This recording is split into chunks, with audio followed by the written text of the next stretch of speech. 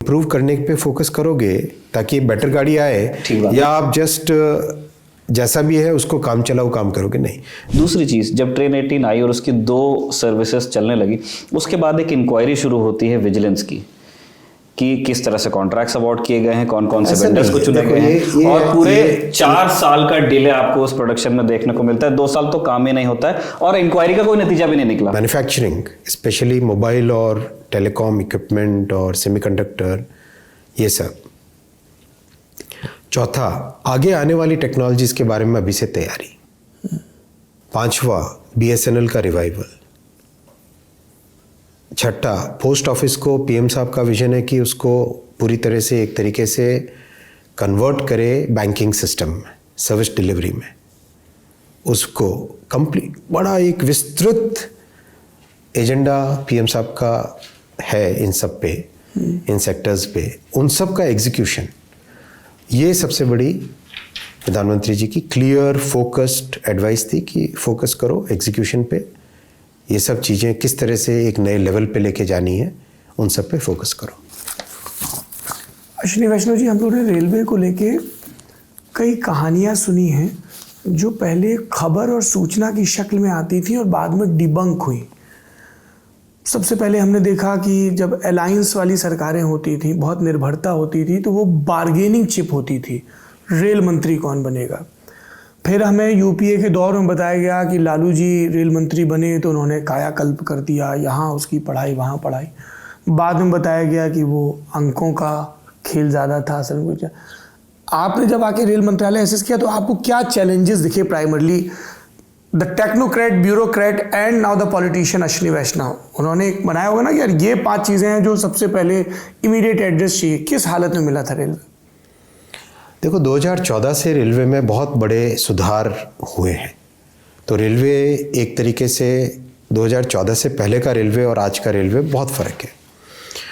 आते ही पीएम साहब ने जो सबसे बड़ा फैसला किया था वो बजट दोनों मर्ज करने का था, और ये बहुत बड़ा फैसला था। और इस फैसले के पीछे बहुत सोची समझी एक थॉट प्रोसेस थी। ये थॉट प्रोसेस क्या थी? देखो, अगर रेलवे जैसे सेक्टर को ग्रो कराना है, बेटर करना है, मॉडर्नाइज करना, तो इन्वेस्टमेंट चाहिए। जनरल बजट से इन्वेस्टमेंट रेलवे बजट में जब आता था तो उसके ऊपर भी एक कैपिटल चार्ज लगता था। हर साल डिविडेंड देने की बात होती थी, और 2 अलग अलग एंटिटीज़ रहने के कारण जो इन्वेस्टमेंट चाहिए था वो इन्वेस्टमेंट फ्लो नहीं हो पा रहा था। 2014 तक मेरे ख्याल से 15,000 करोड़ के आसपास का ग्रॉस बजटरी सपोर्ट मिलता था रेलवे को मात्र। अब 2,52,000 मिलता है। तो 2014 के बाद में पीएम साहब ने बहुत बड़े फोकस के साथ रेलवे की मेंटेनेंस पे, रेलवे की सेफ्टी पे, रेलवे में इलेक्ट्रिफिकेशन पे, नए लाइन बनाने पे, और पूरा पॉपुलिज्म से दूर। जो पहले आपने कहा, पहले केवल नई रेल घोषणा कर दो, चल पाए ना चल पाए, पटरियाँ हो ना हो, वो सब 2014 से पहले इस तरह की बातें होती थी। और सांसदों की कतार की फलानी जगह ट्रेन रुकवा दो, बस वही होता था। पीएम साहब ने आके 14 में आते ही सबसे पहले फोकस किया, इसको डीपोलिटिसाइज करो। इसमें जो कैपेसिटी की ज़रूरत है, इन्वेस्टमेंट की ज़रूरत है, वो इन्वेस्टमेंट लाओ। जो टेक्नोलॉजी की ज़रूरत है वो टेक्नोलॉजी लाओ। जो स्केल अप करना वो स्केल अप करो। एग्जीक्यूशन पे फोकस करो। सारा उनका फोकस होता था, एग्जीक्यूशन पे फोकस करो, मेंटेनेंस पे फोकस करो। तो उन सब पे फोकस होने से 2014 से काफ़ी सिग्निफिकेंट चेंजेस आए। सर, आप प्राइम मिनिस्टर के विजन की बात कर रहे हैं और प्राइम मिनिस्टर बहुत इंटरेस्ट लेते हैं, हम देखते हैं वो लगातार वंदे भारत की, DFCs की बात करते हैं। 2019 में उन्होंने लाल किले से कहा कि 75 हफ्तों में 75 वंदे भारत दी जाएंगी, देश को समर्पित की जाएंगी। अभी हम बात कर रहे हैं 41 ट्रेन्स चल रही हैं, और हमने ये देखा है कि एक समय आया जब ऐसा लगा कि जो 16 कोच का कॉम्पोजिशन है उसमें कमिटमेंट पूरा नहीं हो पाएगा, तो 8 कोचेस कर दिए गए। उसके बाद भी हम 41 पे हैं, और अब धीरे से हम ये देख रहे हैं कि न्यूज़पेपर्स में इन 41 को 82 सर्विसेज कहा जा रहा है। टेक्निकली वो बात सही है क्योंकि पेयर होता है, लेकिन ये तो नंबरों का अंक गणित में फंस रहे हैं ना हम सर। क्या प्राइम मिनिस्टर का कमिटमेंट पूरा नहीं हो पाएगा इन चुनावों से पहले, और इनके क्या कारण रहे? मैं आपको समझाता हूँ थोड़ा सा। आपने बहुत अच्छा पॉइंट पूछा है और इसको एड्रेस करना चाहिए, क्योंकि लोग पूछते हैं कि प्राइम मिनिस्टर का प्रॉमिस था वो। देखो, यही बात बुलेट ट्रेन को लेके कही जाती है। देखो, आप समझो, आपको इस तरह की एक टेक्नोलॉजी की गाड़ी अगर बनानी है, जो वर्जन 1 था, वर्जन देखो पीएम साहब ने क्या कहा है, पीएम साहब ने कहा वर्ल्ड क्लास ट्रेन हमें बनानी है जी। तो वर्जन 1 से वर्जन 2 में कई ऐसे इम्प्रूवमेंट्स करने चाहिए जो हमें वर्जन 1 में सीखने को आए। वर्जन 2 से वर्जन 3 में कई ऐसे इम्प्रूवमेंट्स करने चाहिए जो अब तक सीखने को आए। आपको देश में अगर हमें एक लॉन्ग टर्म रेलवे का रोड मैप देखना है, 2047 का रोड मैप देखना है जी। तो अपने पास इस टेक्नोलॉजी की पूरी कंट्रोल होनी चाहिए। ये ट्रेन का कोच है, ये जो व्हील्स आप देख रहे हो, ये व्हील्स इसमें फिट होते हैं, उसको कहते हैं बोगी जी। और ये उसके नीचे पूरा का पूरा अंडर फ्रेम है, राइट, उसके ऊपर कोच की। हमारी वर्जन 1 में इलेक्ट्रिकल सिस्टम जो है उसका, मोटर हो गई जी। कन्वर्टर्स हो गए, इन्वर्टर्स हो गए, ऊपर से ट्रांसफॉर्म पावर कलेक्ट करने वाला ट्रांसफॉर्म, वो सब ठीक हो गया। बोगी में इम्प्रूवमेंट की ज़रूरत थी, तो बोगी में इम्प्रूवमेंट करने के लिए पूरी की पूरी हम लोगों ने बहुत ही एक टफ डिसीजन था लेकिन लिया कि नई बोगी बनाएंगे। नई बोगी बनाने का फैसला नहीं लेते तो अब तक 100 से ज़्यादा बन गई होती गाड़ियाँ।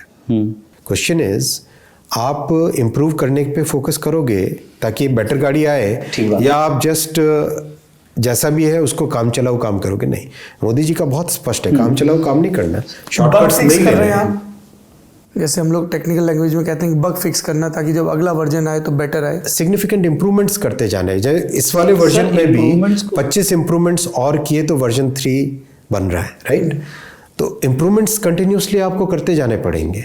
और बोगी एक ऐसा सिस्टम है जो बहुत ही कॉम्प्लेक्स मैकेनिकल सिस्टम है, इसके डिज़ाइन में और प्रूविंग में और फिर बाद में उस प्रिसीजन पे मैन्युफैक्चरिंग में ऑन एन एवरेज 18 से 24 महीने लगते हैं।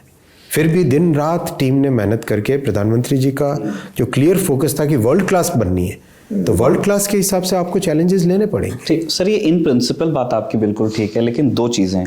वन, आईसीएफ के जो देन जीएम रहे, जिनके टाइम पे ट्रेन 18 आई थी जो वंदे भारत कहलाती है, उन्होंने कई बार ये चीज़ फ्लैग की कि चेंजेस इंक्रीमेंटल भी हो सकते थे, उसके लिए प्रोडक्शन को सीज करने की कोई ज़रूरत नहीं थी।